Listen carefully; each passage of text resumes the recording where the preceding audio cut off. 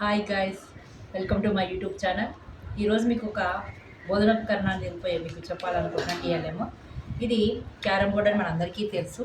ఈ క్యారమ్ బోర్డులో నేను చిన్నపిల్లలకి అంటే ఫస్ట్ టు థర్డ్ క్లాస్ వాళ్ళకి ఇంట్లో ఊకే సెల్లు పట్టుకుని ఆడుకుంటూ ఉంటారు కాబట్టి అలా ఆడుకోకుండా ఈ క్యారమ్ ద్వారా కొన్ని పదాలు నేర్చుకునేటట్టు వాళ్ళకి నేను ఇది ఒక బోధనోపకరణం తయారు చేశాను.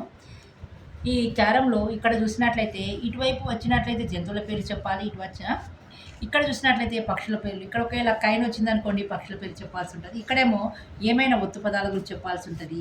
ఇక్కడేమో కూరగాయల పేర్లు చెప్పాల్సి ఉంటుంది. ఒక్కొక్క పదం చెప్పినా కానీ వాళ్ళు చెప్పని ఇక్కడ మనము పాయింట్స్ అనేది వేసుకోవాలి. ఒకవేళ దీంట్లో పడినట్లయితే స్నేహితుల పేరు చెప్పాల్సి ఉంటుంది. ఇక్కడ ఇంట్లో మనకు ఎవరెవరు ఉన్నారో వాళ్ళ పేర్లు చెప్పాల్సి ఉంటుంది. ఇక్కడేమో మన ప్రధానోపచారి అంటే ప్రిన్సిపల్ పేరు చెప్పాల్సి ఉంటుంది. ఇక్కడేమో తరగతి టీచర్ల పేరు చెప్పాల్సి ఉంటుంది అన్నమాట. ఇలా చెప్పడం వల్ల వాళ్ళకి పేర్లు మర్చిపోకుండా తర్వాత కొన్ని పదాలు అనేవి వాళ్ళకి అనేది తెలుస్తుంది. కాబట్టి ఈ విధంగా ఆడుకున్నట్లయితే వాళ్ళకి ఇంట్రెస్ట్ అనేది ఎక్కువగా పెరుగుతూ ఉంటుంది. ఇంట్రెస్ట్ పెరగడం వల్ల పదాలు ఎక్కువ కూడా వాళ్ళు నేర్చుకోవాల్సి వస్తుంది. కాబట్టి ఇది ఒకసారి నేను మీకు ఆడి చూపిస్తాను, చూడండి.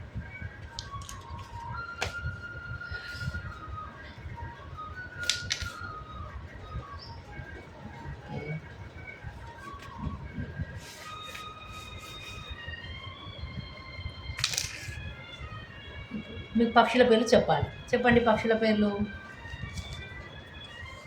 ఏదైనా ఒక పక్షి కోకిల, కాకి, పిచ్చుక, 1 పాయింట్. నెమలి.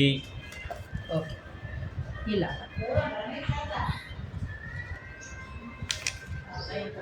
అది రాదు.